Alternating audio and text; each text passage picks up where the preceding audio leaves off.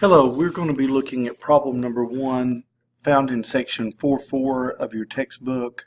This is on page 244. When we're looking at this particular lesson, this lesson is talking about corresponding parts of congruent triangles or congruent. Sometimes we refer to this as CP-CTC. Corresponding parts of congruent triangles are congruent. So what it's really trying to say is that when you have two triangles that you've proven that are congruent, that means the corresponding parts of each of those triangles are going to match up with each other.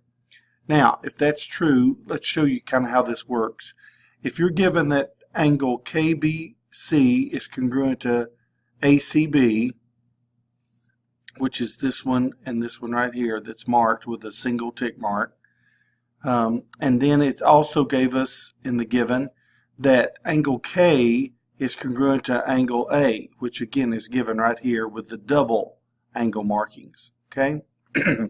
So if we start with those two givens right there, if we look carefully at the picture over here, we can also see that BC, even though it belongs to the top triangle and the bottom triangle, that BC there is really the same side. So what we can do on this particular one is we can put a tick mark or maybe even a double tick mark there to say that BC, even though it belongs to the top triangle and the bottom triangle, it's really the same segment. That's called the reflexive property of congruence, that any segment's congruent to itself. Now if we look carefully, we can see that this top triangle here, which they're calling KBC, is going to be congruent to ACB, which starts with the, again, if I went from the second tick mark to the first tick mark to no tick mark, then I would go from the second one to the first one to no tick mark. So I would have to say this as ACB. And the reason is you've got an angle, and a side. So the theorem that allows us to do that is called the angle-angle side theorem. Now, you have to establish that the triangles are congruent to each other first, which is what all this is right here, before you can come along and say, okay, now that I know that triangle KBC is congruent to triangle ACB, then I can come along, because you're asked to prove that KB is congruent to AC. Well, KB is the first two right here in this triangle, and they do correspond with AC in this one. So that really means that KB is going to be congruent to AC. And the reason for that is this little wording that I said here. The corresponding parts of congruent triangles are congruent. And so you can write it this way. You can write the whole thing out if you'd like, or one of the abbreviations is literally CP-CTC. And that's just the first letters of each word to kind of help you say it in a much easier fashion. Okay, so let's look again at the got it section here. It says that BA is given as congruent to DA, and it's marked right here, BA and DA. It's a single tick mark there.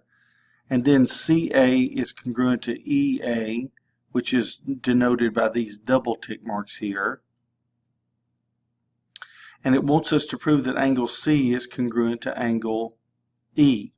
Well, I don't know that yet until I can prove that these triangles are congruent. Now I have two sides of one matching two sides of the other, so I'm well on my way. But the third one we need to look at is this angle right here is going to be congruent to this angle right here, because those are vertical angles. So that right there and that right there are what we call vertical angles. Okay? And because they are, I can prove that these two triangles, and I'll write it down, triangle CAB, which is going from two tick marks to one tick mark to no tick mark. So CAB, so I've got to say the other one in the same way. So I'm going to double tick marks, single tick marks there. So I've got to go in that order. So I would write that as EAD. So I've established that the two triangles now are congruent to each other.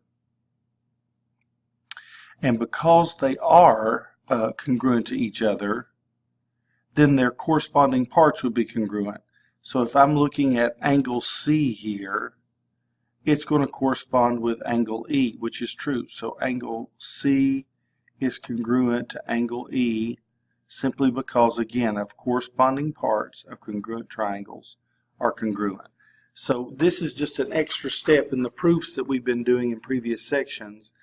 It's just now that we know once you can prove that two triangles are congruent to each other, then each of their corresponding parts will also be congruent to each other. I hope this was helpful.